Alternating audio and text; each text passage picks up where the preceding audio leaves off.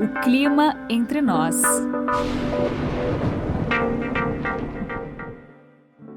Estamos em plena época do ran-ran, do atim. Pois é, o outono e o inverno são as condições onde temos a persistência de baixas temperaturas e algumas semanas até com frio bastante intenso. Nós acabamos de sentir isso nas vésperas do Dia das Mães.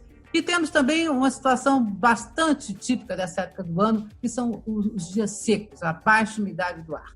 Nesta época do ano, o tempo seco predomina sobre o Brasil. A chuva nos estados do Sul, Sudeste, Centro-Oeste e mesmo em algumas áreas do Norte e Nordeste é altamente dependente da passagem de grandes frentes frias. Ou seja, quase não chove mesmo. E não é qualquer frente, precisa ser realmente uma frente fria especial para conseguir levar chuva pelo interior do país. Então, essas frentes frias que também trazem essas massas frias de origem polar, aquelas massas muito intensas que deixam a temperatura baixa por vários dias consecutivos. A falta de chuva aumenta a concentração de poluentes na atmosfera e aí o ar que respiramos fica mais sujo e isso é ruim para o nosso aparelho respiratório. As baixas temperaturas, a poluição do ar aumentam o risco de doenças respiratórias e cardiovasculares. E agora nós temos uma situação completamente excepcional. A Covid-19, uma pandemia pelo planeta. Essas alterações climáticas do outono e inverno nos predispõem às doenças respiratórias. Por que isso acontece? Como funciona o nosso aparelho respiratório? Como perceber que eu tenho algo errado nos pulmões, né? Quais são os sinais que eu vou ter agora, nessa época de pandemia com a Covid-19, que eu preciso sair correndo para um hospital? Para responder estas e outras questões sobre os nossos pulmões, sobre o nosso respirar em tempos de Covid-19, o Clima Entre Nós conversa agora com a doutora Letícia Cauano Dourado. Ela é doutora em pneumologia pela Faculdade de Medicina da USP, Universidade de São Paulo, e atualmente é médica, pneumologista e pesquisadora do Hospital do Coração em São Paulo. Olá, doutora Letícia, obrigada por sua disponibilidade e seja muito bem-vinda ao Clima Entre Nós. É um podcast da Clima Tempo nas principais plataformas de podcast e também no canal da Clima Tempo no YouTube. Tudo bom, doutora Letícia? Como vai? Tudo bem? Oi, Jô, tudo bem? Olá a todos, obrigada por me receberem aqui na Clima Tempo. É um prazer estar com vocês aí, esclarecendo um pouco das dúvidas aí dessa combinação do frio e do sistema respiratório. Que bom, Letícia. Bom, vamos lá. Logo para começar, doutora Letícia, eu queria que você explicasse para a gente como é que funciona o nosso sistema respiratório, né? Afinal, assim, o ar que entra pelos pulmões, ele primeiro passa pelas narinas, pela boca, né? E, por exemplo, assim, se a gente fosse comparar o nosso sistema respiratório como uma casa, por exemplo, né? A boca poderia ser a porta de entrada, né? Porque a gente tem que ver que antes de chegar no pulmão acontece muita coisa, né? Eu queria então que você explicasse um pouquinho o que compõe o nosso sistema respiratório.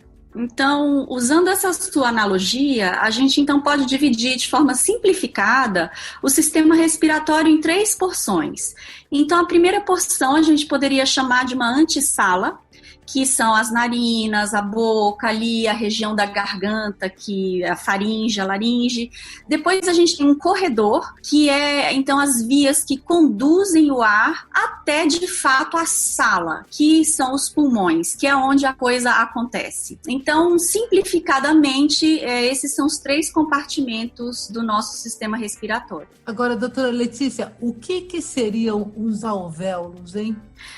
Os alvéolos são a unidade anatômica do pulmão, onde ocorre a troca de oxigênio e a retirada do gás carbônico que o nosso corpo produz, que a gente precisa expelir para o ambiente. No alvéolo tem uma conformação muito particular que permite o nosso corpo fazer isso com muita eficiência, que é uma paredezinha bem fininha, numa cavidade que enche-se de ar a cada respiração, e nessa parede ocorre uma rede fina de vasos sanguíneos que estão carregando o CO2 que vai ser expelido para fora e vão captar o oxigênio que está dentro dessa região alveolar para dentro do sangue e vai levar para o nosso organismo. Então, é a unidade de troca gasosa do corpo. Nossa, então, digamos assim, o coração do nosso sistema respiratório seria? Imagina, eu fico imaginando a forma como você descreveu o alvéolo é algo extremamente delicado, né? Me parece Extremamente delicado. E é ali precisa que ser tudo delicado. acontece, porque a gente precisa do oxigênio para Exato. funcionar, né? Exato.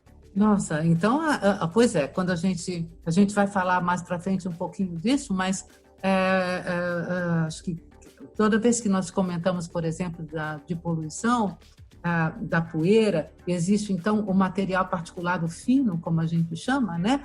E esse material particulado fino é justamente aquele que consegue chegar nos alvéolos com mais facilidade. Então, por isso que a gente sabe, assim, olha, essa é uma situação extremamente delicada. Essa história de ficar sem chuva muito tempo, tudo bem ter esse céu azul maravilhoso, mas, olha, não é boa coisa, né? Mas a gente vai falar disso um pouco para frente. Doutora Letícia, nós temos resfriado, gripe, asma, bronquite, sinusite, pneumonia, né? Quer dizer, tem mais um monte de ites, né? Porque agora é época de ites também, né? Pois é, eu queria que você explicasse um pouquinho para a gente as diferenças, os níveis de, digamos assim, de preocupação, né? E de cuidados que as pessoas têm que dar, e como talvez reconhecer essas diferenças, gripe, resfriado, tocumismo, asma, bronquite, sinusite, pneumonia, né? Que talvez fosse a pior delas. Ok. Então, vamos começar pela diferenciação mais importante no sentido de onde há mais confusão, que é a diferença do resfriado para a gripe. Então, quando a gente fala gripe, a gente está se referindo ao agente causador influenza, o vírus da influenza. Então, uma gripe é um quadro respiratório aqui da parte superior, que a gente poderia chamar, da minha analogia que eu fiz, da antessala, tá certo? Pode eventualmente descer, mas o mais comum é de ser da região superior, causado pelo influenza. O resfriado é um quadro que é causado, é semelhante, em geral de menor gravidade, com sintomas menos intensos e que é causado por outros agentes respiratórios. A gente tem pelo menos 18 vírus respiratórios e compondo aí as possibilidades de causa de resfriado. Então, isso é inclusive informativo no sentido de que eu muitas vezes escuto: eu me vacinei para gripe e tive um resfriado. Mas, claro, isso é possível. Primeiro porque a vacina da gripe, ela não é 100% efetiva. Ela vai te proteger, é uma proteção que já é muito boa, por exemplo, em média 50%, então metade aí dos episódios a gente vai controlar, mas não é 100%. E fora isso, ainda tem o fato de que existem mais 18 vírus por aí que podem te dar um quadro respiratório e não foi o influenza, tá certo? Então essa é a primeira diferenciação. Outra diferenciação, mas um entendimento melhor, é asma e bronquite. Então, asma e bronquite se referem a duas situações onde a gente tem espasmo, que é contração, da musculatura que fica em volta de toda essa parte condutora do nosso sistema respiratório, que são as vias aéreas, que é o nosso corredor. Então, tem músculo em volta dessas paredes e quando ele contrai, a gente chama isso de broncoespasmo, porque é um brônquio entrando em espasmo, tá certo? Asma e bronquite, qual é a diferença? Não infrequente, esses termos podem ser usados de forma intercambiável.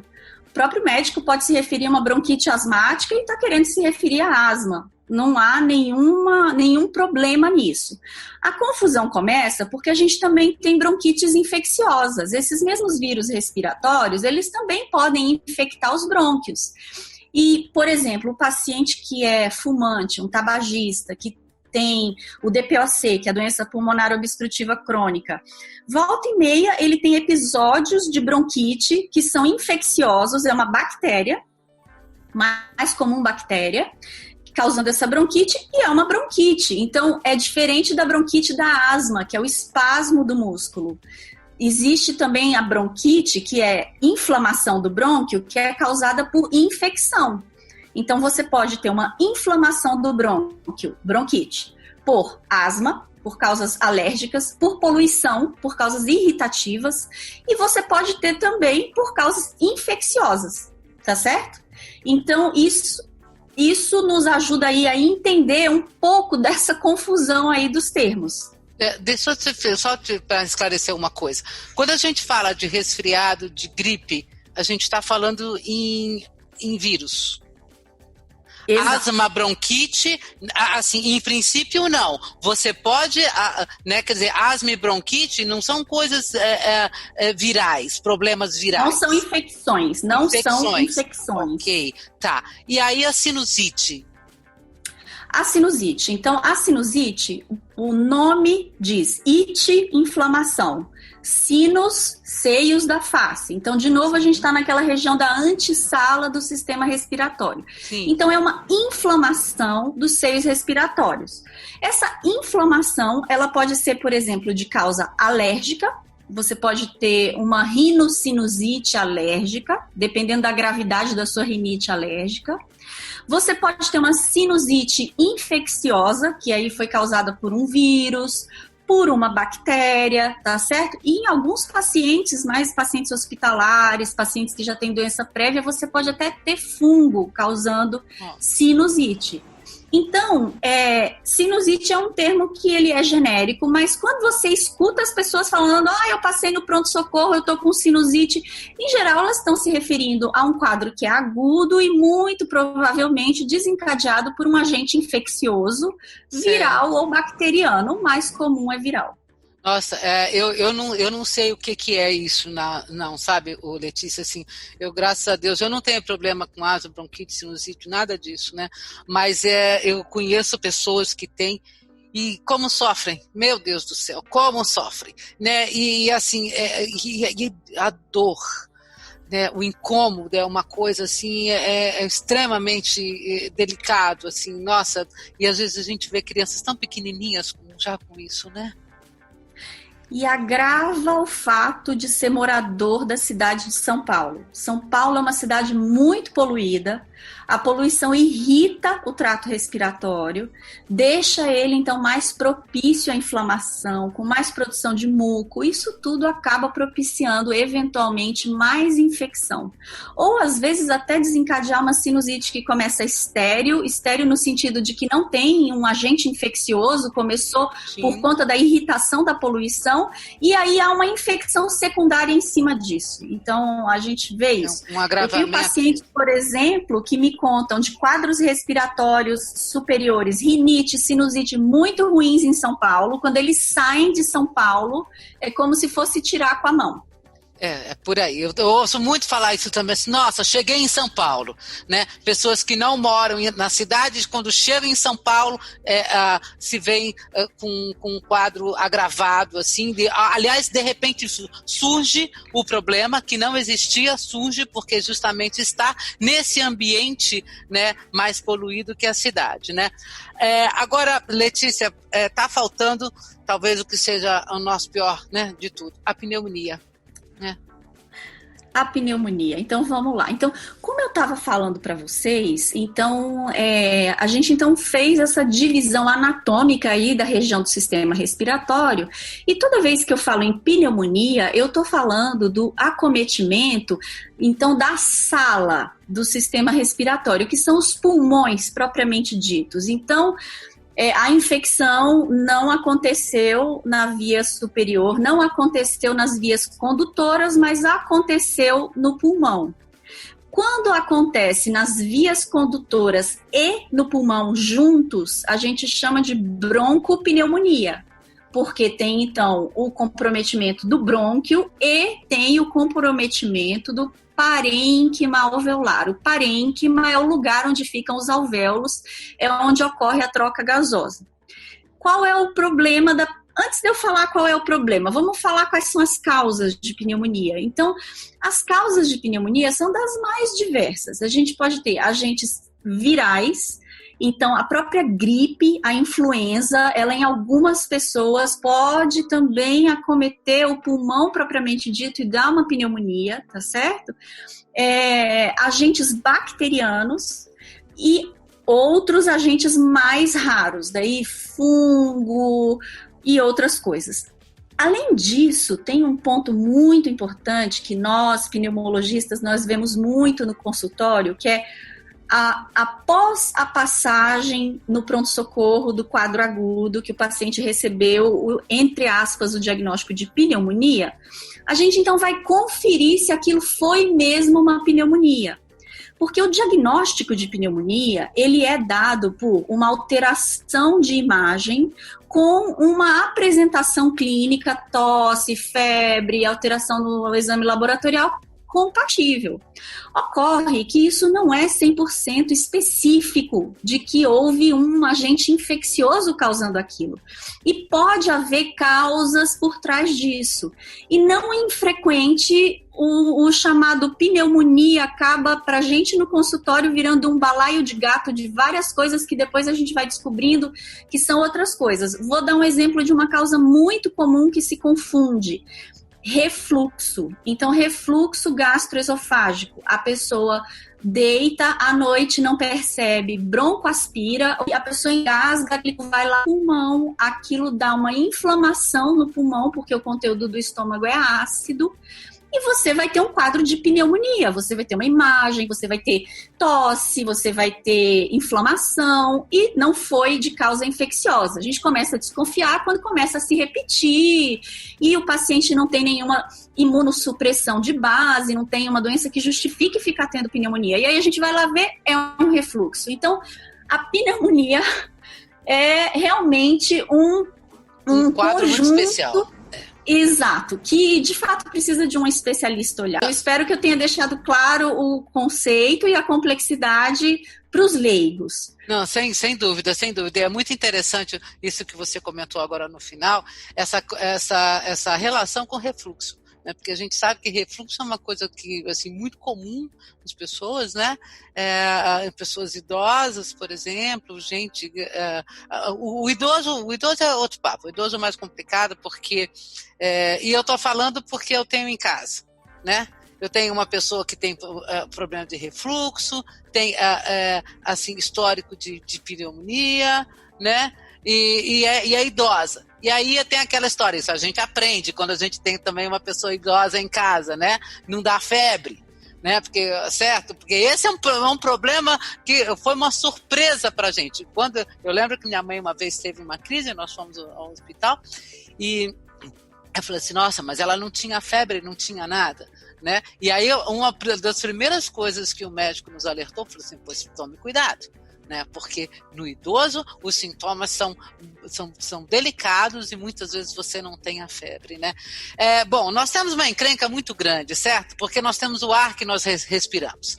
O ar que nós respiramos completamente sujo, tudo isso assim, danifica, digamos assim, essa parte, é na nossa antessala, digamos assim, né? Então a gente já está aí num caminho, vai ser uma conversa bem interessante. Ô Letícia, eu queria te perguntar o seguinte, como é que esse ar seco justamente causa ou piora as doenças respiratórias? Agora, por exemplo, a gente está numa situação onde a gente teve, por causa do isolamento, aliás, não só o isolamento, mas assim, essa paralisação na atividade humana, nós realmente estamos tendo uma grande redução do nível de poluição na cidade de São Paulo. Mas ela não acabou e ela vai voltar. Daqui a pouco nós vamos voltar, né? Como é que a gente tem essa relação aí entre os problemas com poluição, o ar seco, né, e as doenças respiratórias?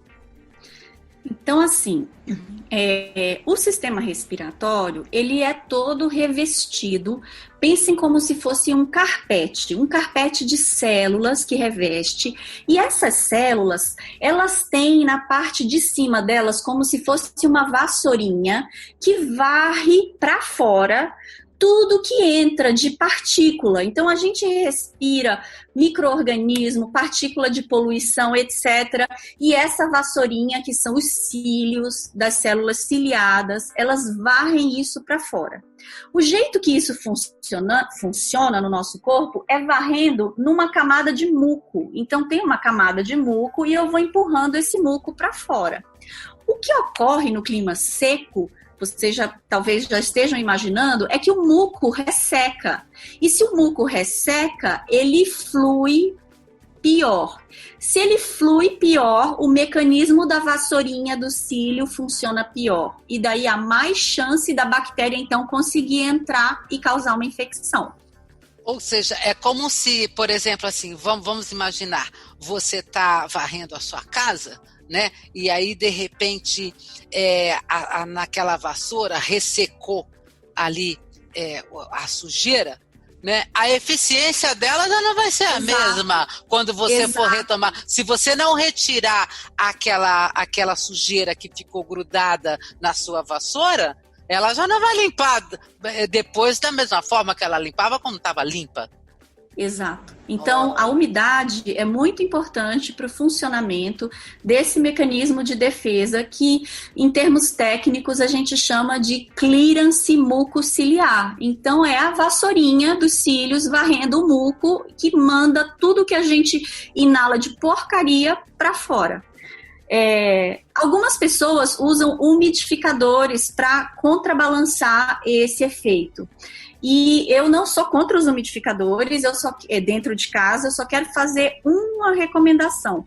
Precisa muito cuidado com a manutenção desses aparelhos, porque não infrequente eles começam então a criar mofo e a pessoa então na verdade está inalando uma quantidade de fungo enorme nesses umidificadores. Então, caso a pessoa for utilizar o umidificador nesse período mais seco, tem que ter um cuidado redobrado com higiene. Aliás, esse aí é um papo assim, até para outro podcast, porque aí a gente tem os indutores, né, artificiais de renovação de ar-condicionado, circuladores de ar, ventilador que fica todo sujo, aí tem esses aparelhos de umidificação no ar, tem também os inaladores particulares, né? Aí essa é uma outra conversinha, porque pelo que você fala, ou seja, facilmente todos esses aparelhos viram um grande foco de sujeira e que acabam podendo piorar muito a situação, né? Porque então o que acontece? Agora, no verão, você tem naturalmente um ar úmido, né? Ele é constantemente úmido. Eventualmente, a gente tem nos meses de verão e primavera, por exemplo, dias muito secos. Sim, claro que podemos ter dias muito secos no verão também. Mas é agora, no outono e inverno, que nós temos a persistência de dias com baixa umidade no ar. Ou seja, significa que o ar que você está respirando já é um ar com deficiência de umidade, né? Então, se você não faz essa umidificação artificial, ou seja, se você não repõe essa umidade, tudo tende a piorar. Aliás, muitas vezes, assim, a gente precisa, que a gente não faz, né, com frequência, mas o ideal é que a gente mantivesse, né, a nossa antessala bem hidratada o tempo todo. O que é uma coisa que pode ser feita e que é muito simples, e aí não tem risco dessa contaminação dos umidificadores de ambiente, é uma lavagem com soro fisiológico, que é o NaCl a 0,9%, soro fisiológico. Sim. Você faz uma lavagem nasal, isso mantém, inclusive limpa, né, remove muco, e a outra coisa é respirar pelo nariz, porque o nariz, ele está mais preparado para aquecer, para tornar o ar menos agressivo ao trato respiratório mais baixo. Então, essas são medidas. Por exemplo, eu sou originalmente de Brasília, e em Brasília, a umidade do ar, em determinadas épocas do ano, cai muito. Sim. Eu já tive época, quando eu era mais jovem, de ter aula cancelada por conta da umidade do ar não permitir que haja atividade externa. Esse é o nível de Brasília. Então, nesse cenário, que é bem extremo, aí sim a gente vê uma descompensação das pessoas. Quando existe aí uma flutuação da umidade do ar, mas ela se mantém, você faz um pouquinho de lavagem, tenta respirar mais pelo nariz, as coisas conseguem...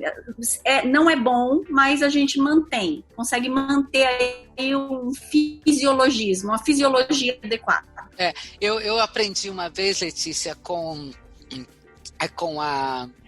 com otorrino, né? Eu particularmente eu tenho uma sensibilidade no ouvido, né? Então, assim, às vezes o problema, eu acabo tendo problema no ouvido por causa de alguma gripe, alguma coisa e tal. Então, assim, eu fico muito esperta porque eu sei que eu falei, opa, tá alguma coisa acontecendo de errado, né? E eu lembro, assim, que esse otorrino, ele me deu uma dica que eu uso e que eu acho que é uma coisa, quer dizer, para mim funciona, que eu costumo usar, assim, uma seringa sem ponta, aquelas de 20 ml, e, assim, injetar, assim, é um pouquinho incômodo, mas você vira a cabeça para baixo, assim, né, e injeta aquele soro, ou às vezes a água filtrada, mas injeta o soro e ele vai lá dentro, né, faz Perfeito. Isso aí, sabe? Perfeito. Isso, inclusive,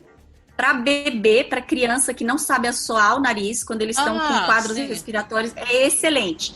Para os ouvintes, se você digitar lavagem nasal, seringa, tem vários vídeos no YouTube com mães fazendo em bebês e crianças. É excelente. Ah, legal. Letícia, nós temos um probleminha que, aliás, acho que é um problemão, porque é o seguinte, dentro da nossa casa, né, nós temos uma variação bastante grande, né, de temperatura e de umidade. Em qualquer casa, você vai ter lugares mais secos, lugares mais úmidos, né, lugares mais frios, lugares mais quentes, né? E aí, assim, uma coisa que a gente costuma ouvir são os problemas que as pessoas têm. Você mora num lugar muito úmido, você mora num lugar muito frio. E eu queria que você falasse um pouquinho da influência da temperatura, e particularmente da baixa temperatura, né? Como é que isso é correlacionado com os problemas respiratórios? Eu vou falar então um pouco o seguinte. A gente já adiantou que o funcionamento mucociliar, que é aquela vassourinha que varre micro-organismo, poeira, material de poluição para fora, precisa estar funcionando para a gente não adoecer. Então, na baixa de umidade, isso acontece, e na baixa temperatura também. Então, quando as temperaturas caem muito, o batimento mucociliar, a vassourinha bate mais devagar. Então, esse é um dos fatores que explica, por exemplo, uma maior concentração de infecção viral respiratória no inverno. Não é só isso, a gente sabe também que, por exemplo, influenza, o vírus da Covid, a gente ainda não tem tanta informação sobre ele, mas, por exemplo, o vírus do influenza, a gente sabe que tem uma transmissão maior em baixa temperatura. E, além de ter esse batimento mucociliar menor, a gente sabe também que ele dura mais no ambiente em baixas temperaturas. Então, há uma maior chance de contaminação em baixas temperaturas. Além disso, no inverno, quando as temperaturas estão mais baixas, nós, seres humanos, nós então temos alguns comportamentos que aumentam a chance de influenza, que é ficar mais dentro, em ambiente fechado, do que em ambiente externo. Então, a gente aglomera mais. Então, tem uma série de fatores aí que, juntos, eles contribuem para um maior risco de infecção respiratória viral, e isso é bem documentado no influenza, no período de temperaturas mais baixas, que é o inverno. Isso tudo é muito interessante, né? Ou seja, a nossa vassourinha, ela fica lerda, digamos assim, né? Fica. Com preguiça. Assim como todo o nosso corpo fica mais preguiçoso, elas também ficam com menos vontade de trabalhar, né? Bom, ok. Eu tenho uma vassourinha interna, então, aí os meus... nas minhas narinas e tal, preguiçosas. O que eu posso fazer para botar as meninas para trabalhar? Vamos trabalhar porque esfriou. Como é que eu posso fazer? Então, e aí tem um pouco assim, a gente acaba enxergando um pouco de sabedoria popular em algumas recomendações das avós, né? um casaco, se agasalha. Por quê? Porque você mantém, então, a temperatura corporal num nível adequado, você não se resfria tanto, e não se resfriando, você mantém, então, um clearance. Toma uma sopinha quente, come uma comida quente, você está aquecendo o seu corpo, né? Então, como bebida uma forma quente. aí de se proteger. Bebida quente, se você conseguir, em lugares isso. que são realmente frios, né, que você consegue cobrir aqui essa região do nariz e da boca, você então cria também um ambiente mais quente aqui, que você, né, tem mais calor aqui perto do nariz e da boca. Então tem tudo isso aí. Isso é interessante, né? E se você conseguir manter essa hidratação adequada, você já está, né, se afastando dos problemas. Isso já é uma coisa bem interessante. Bom, doutora Letícia, agora vamos falar um pouquinho do nosso problemaço, que é a nossa Covid-19. Bom, o ano de 2020 ele vai ser realmente um marco planetário na história da civilização, vai ser um outro ano, como nós já tivemos outras épocas, com outras grandes pandemias, a gripe espanhola e outras situações, né? E o ano de 2020 é o ano da Covid, embora seja 19 porque começou em 19, mas é 2020 que a gente está sentindo tudo isso. Climaticamente, nós também vamos ter um marco bastante interessante, né, no ano de 2020, justamente por causa dessa redução planetária que a gente está vendo, né, de poluentes, de gases que causam efeito estufa. Então, é um ano realmente particular, né? Bom, a Covid-19 ela já deixou de ser apenas uma doença respiratória, né? E nós já sabemos que ela tem aí características vasculares, cardiopatas, dermatológicas, neurológicas, renais, e sabe lá o que mais que vai aparecer à medida que se estuda. É uma doença extremamente nova, né? Então tem muita coisa para aprender sobre ela. Mas no aspecto respiratório, eu acho que talvez seja assim, o que seja mais fácil de ser identificado, porque ela causa, no seu estágio, digamos, mais avançado, ela causa essa dificuldade respiratória intensa. Então, eu acho que talvez para as pessoas comuns, né, eu acho que o mais fácil de você perceber que tem alguma coisa errada, talvez seja justamente essa dificuldade muito grande, né? Eu queria que você comentasse um pouco, então, justamente sobre a Covid-19 e que, assim, que tipo de doença que a gente está lidando. Queria que você falasse um pouquinho, você que está no meio da pesquisa, você que está atuando assim, como médica pneumologista nessa situação. Então, assim, Ju, a gente está diante de um vírus novo, tá certo? Ele é da família do coronavírus, que a gente já conhece. Inclusive, tem coronavírus sazonal, que dá resfriado comum todos os anos. Então, a família não é desconhecida, mas o vírus da Covid-19, que é o SARS-CoV-2, ele é um vírus que a gente conhece há pouco mais de 4 meses, o mundo, né? Então, a gente está aprendendo, é como se a gente estivesse construindo o avião enquanto a gente voa. Nossa. A gente está, à medida que a gente está tendo que lidar com o desafio, a gente está, então, conhecendo características desse vírus. O que até agora a gente já sabe? O órgão alvo de choque é o trato respiratório. Então, sim, o SARS-CoV pode dar um acometimento de outros órgãos, como você citou, mas, em sua maior frequência, a manifestação vai ser respiratória com sintomas sistêmicos, que é o habitual dos vírus. O que eu quero dizer com sintoma sistêmico é dor no corpo, febre, mas o que a gente vê mesmo é o quê? Então, qual é a manifestação mais comum da Covid?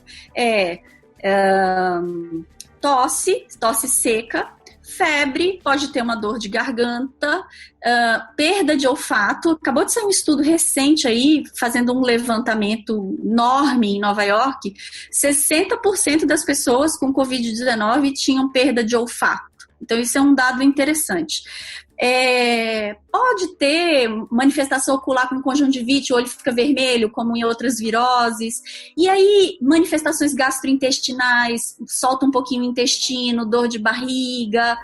E nas formas graves, aí quando a gente vê uma pneumonia exuberante, e aí a gente já conversou de pneumonia no início desse podcast, se você perdeu, você então volta lá para o início.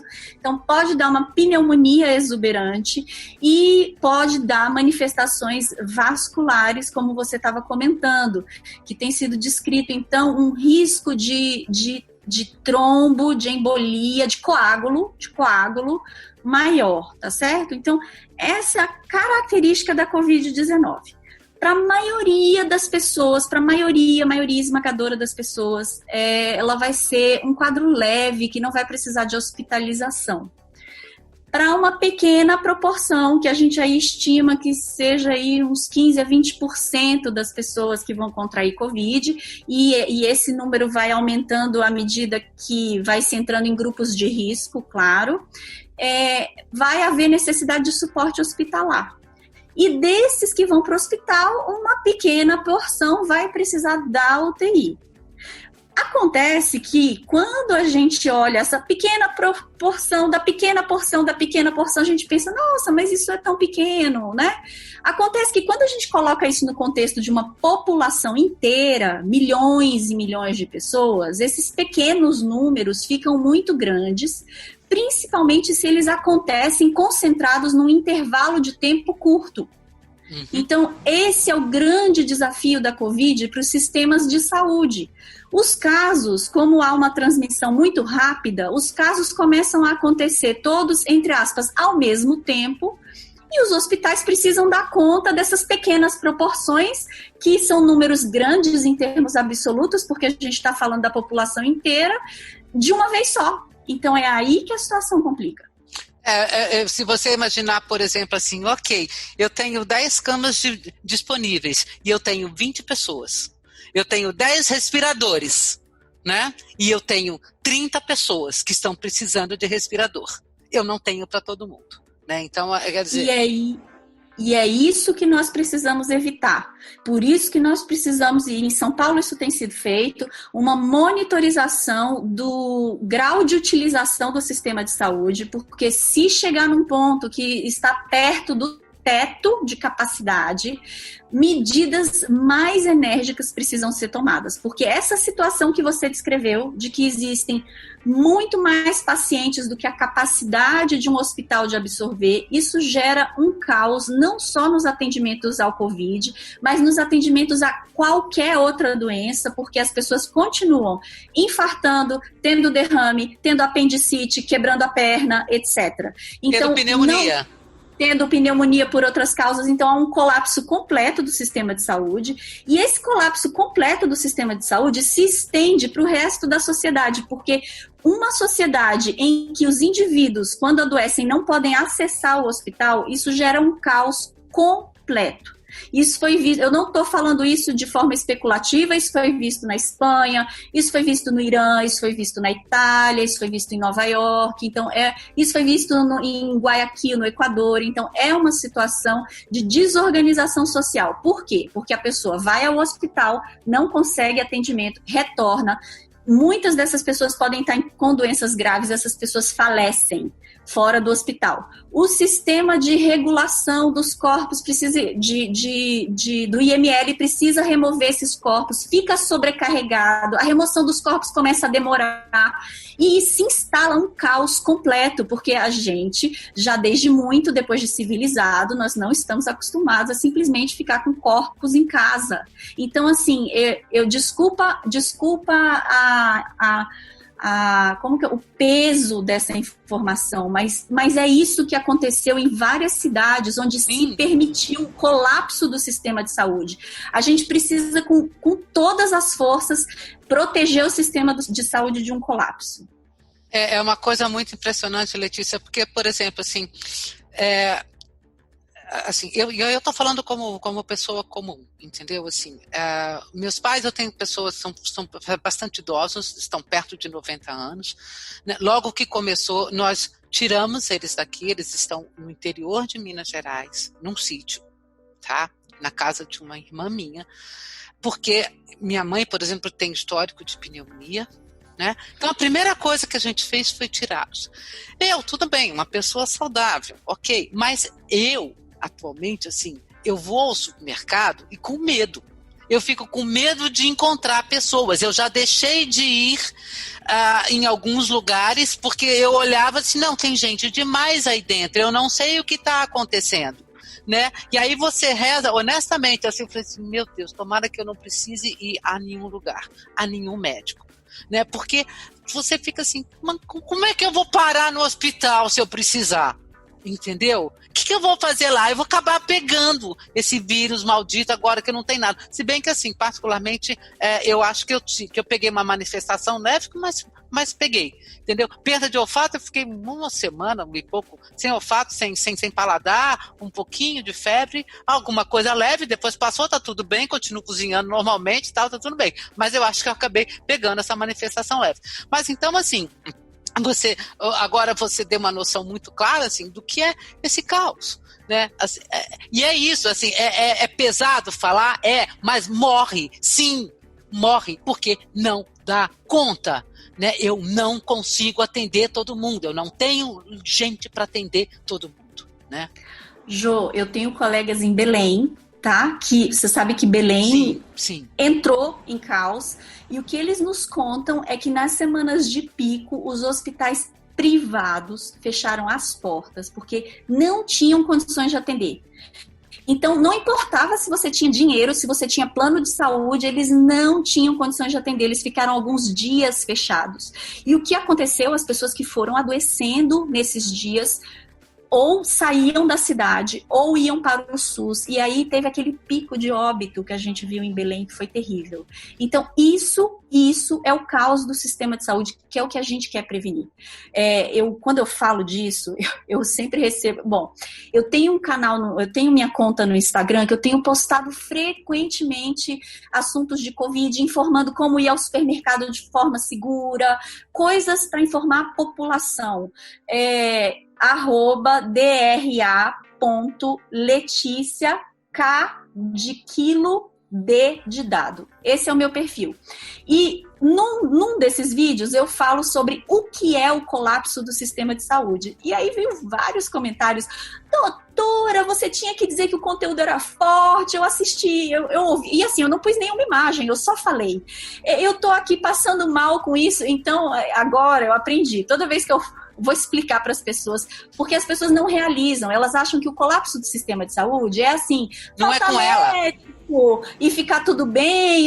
Não, gente, é uma situação tão maluca, não existe vida social organizada quando o sistema de saúde colapsa, porque você tem corpos dentro de casa. Em Guayaquil, o sistema do IML ficou tão sobrecarregado que eles demoravam para ir retirar os corpos, que começava o processo de apodrecimento e esses corpos eram colocados na rua. Então, assim, presta atenção nisso. Isso é assim.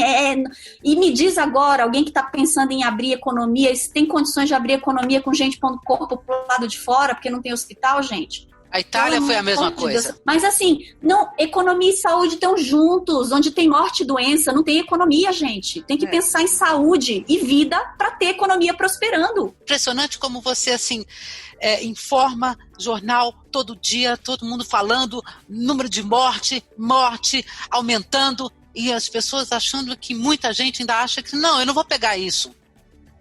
Jô, a gente está entrando num pico acelerado de transmissão que a gente em breve vai estar ultrapassando a aceleração, ou seja, o quanto que a gente ganha de números de casos e óbitos de Covid. Em breve a gente está ultrapassando os Estados Unidos e a gente vai ser líder mundial da pandemia. Alguns municípios, não é o país inteiro. Então, isso está acontecendo em São Paulo, Rio de Janeiro, Recife, Fortaleza, Belém. Eu poderia citar São Luís do Maranhão. Enfim, algumas cidades estão carregando isso aí. Gente, isso é uma loucura. Eles vão esperar o quê? Justamente nas maiores cidades do país, você está entrando no caos. E olha, Letícia, assim, meteorologicamente falando, eu digo para você o seguinte: de alguma forma, esse país está sendo abençoado. Porque você já consegue imaginar o que seria nós termos um pico de pandemia viver essa situação que nós estamos vivendo no auge do verão, com cidades tendo enchente, rios transbordando, casas desmoronando, morros caindo? Você consegue imaginar o que seria da estrutura de serviços desse país? Né? Então, assim, de alguma forma, essa situação, nós entramos efetivamente no progresso da pandemia, já com baixa de chuva. Temos um outro problema, sim, que é o ar mais seco, né, as temperaturas baixas, que elas influenciam diretamente no sistema respiratório, que é o alvo da Covid. Que é o alvo do SARS-CoV-2, né? Então, esse é mas é muito, eu acredito assim, ainda é muito mais contornável. Se a gente consegue fazer isolamento, você se distancia desse ar mais poluído lá fora, né? Mantém a ventilação. Agora, honestamente, Letícia, assim, se nós estivéssemos no alto verão, seria muito pior. Porque como é que você vai falar para as pessoas assim, olha, ela perdeu a casa porque desmoronou, entendeu? Então, nesse sentido, a gente ainda está numa situação menos pior. Letícia, para a gente encerrar aqui, eu queria que você falasse um pouquinho o seguinte. Nós sempre falamos que esse é um vírus que não respeita idade, não respeita classe social, não respeita escolaridade, nada. Né, tá todo mundo no mesmo balaio, né, todo mundo sujeito da mesma forma, alguns mais, sem dúvida. Tem moradores de rua, óbvio, pessoas assim, extremamente necessitadas. Agora, eu queria que você comentasse um pouquinho o seguinte, assim, como é que é o risco, né, para idosos e crianças, que a gente sabe que é maior? Então, uma coisa interessante da Covid-19 é que, diferente do influenza, que pega extremos de idade, e aí a gente tem influenza grave em idosos e em crianças, a Covid, ela é mais da faixa etária dos idosos e manifesta nas crianças de forma leve. Então, isso atenua.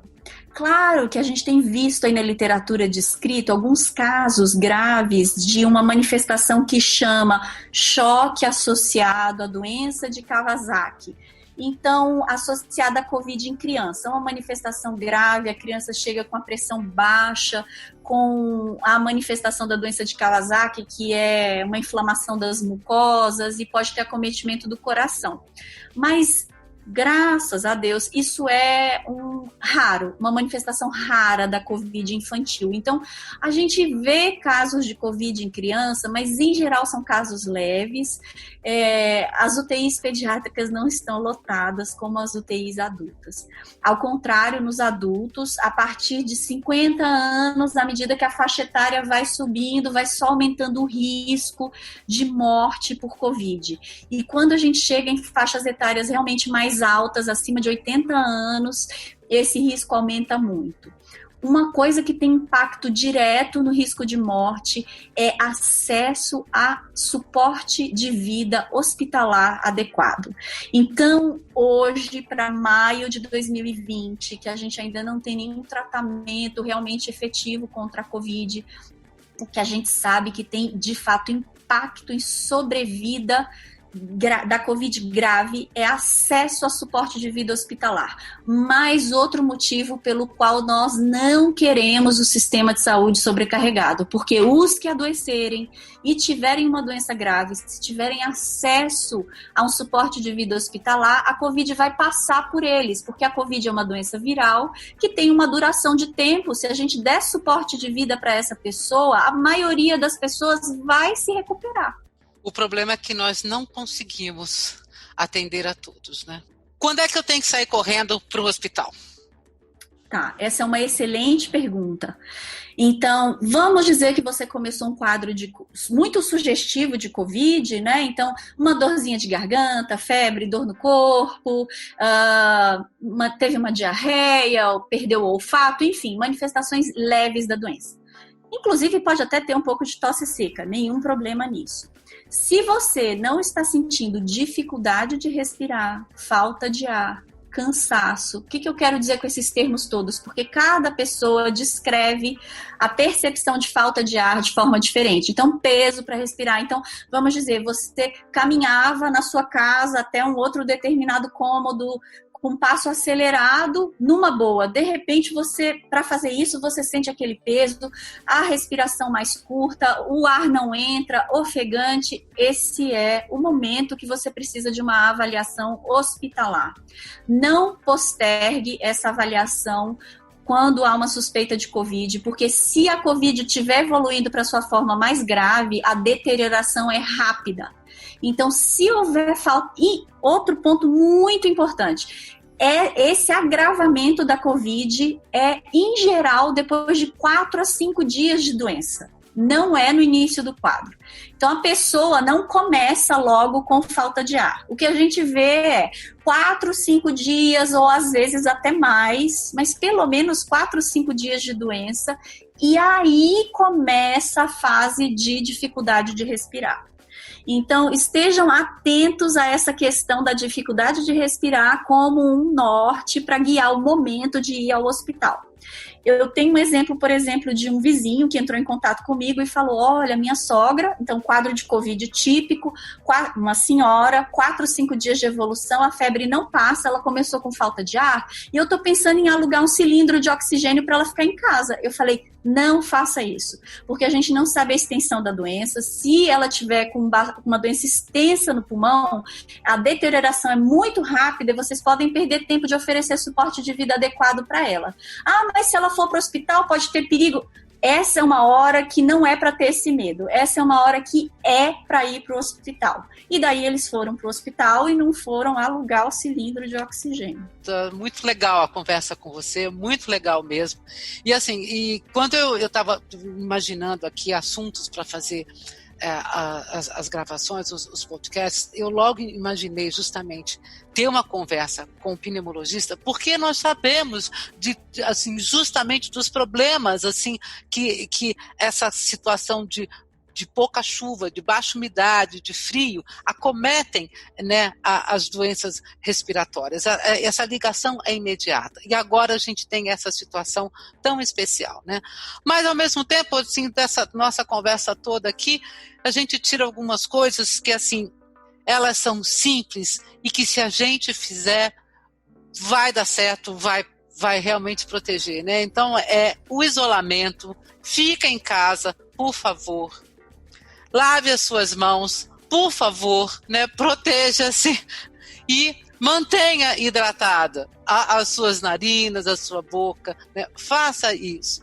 E isso já vai te deixar longe, né? Ou distanciar de uma situação tão grave quanto essa. Porque agora eu imagino que, assim, pessoas que já têm naturalmente, que já têm alguma doença respiratória crônica, eu imagino assim, a aflição que não dá, porque de repente será que é só a minha asma atacando porque esfriou de novo? Ou será que eu estou com Covid?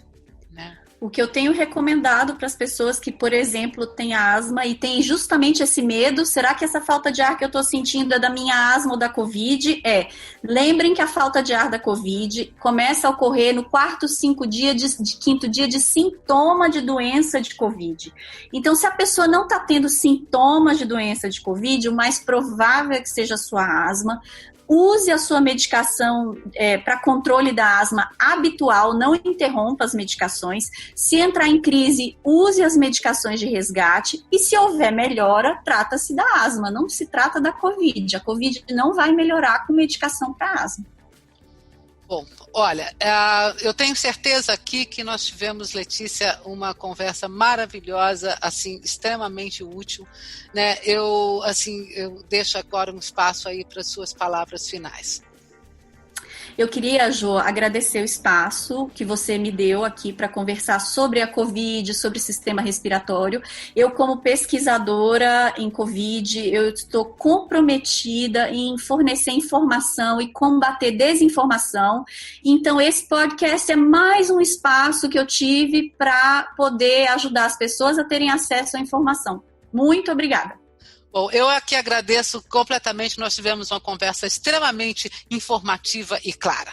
O Clima Entre Nós conversou com a doutora Letícia Cauano Dourado, ela é médica, pneumologista, pesquisadora do Instituto do Hospital do Coração em São Paulo. Nós ficamos por aqui, você pode entrar em contato com o Clima Entre Nós através do e-mail podcast@climatempo.com.br, tem o saque do site da Climatempo, as suas críticas, sugestões e os elogios são sempre muito bem-vindos. Eu fico por aqui, até uma próxima.